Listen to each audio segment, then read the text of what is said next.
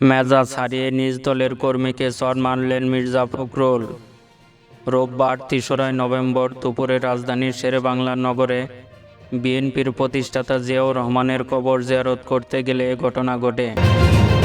এই দিন চট্টগ্রাম সিটি কর্পোরেশনের মেয়র ডাক্তার শাহাদত হোসেনের শপথ গ্রহণ উপলক্ষে শ্রদ্ধা নিবেদন করতে নেতাকর্মীদের নিয়ে আসে ফখরুল। ফখরুলের মেজাজ হারানোর একটি ভিডিও সামাজিক যোগাযোগ মাধ্যমে ছড়িয়ে পড়েছে।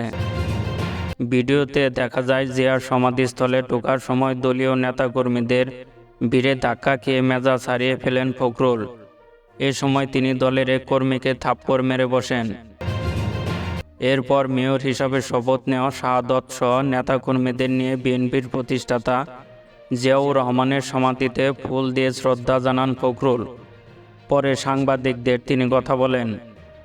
চট্টগ্রাম সিটি কর্পোরেশনের নির্বাচনের ফল বাতিল করে ডাক্তার শাহাদত হোসেনকে জয়ী ঘোষণা করায় বিচার ব্যবস্থা ও বিচারকদের ধন্যবাদ জানিয়েছেন মির্জা ফখরুল।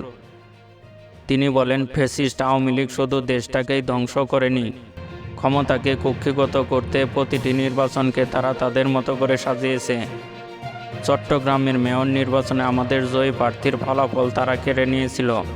আদালতের রায় মেনে শাহাদতকে শপথ পড়ানোয় অন্তর্বর্তী সরকারকেও ধন্যবাদ জানিয়েছেন ফখরুল।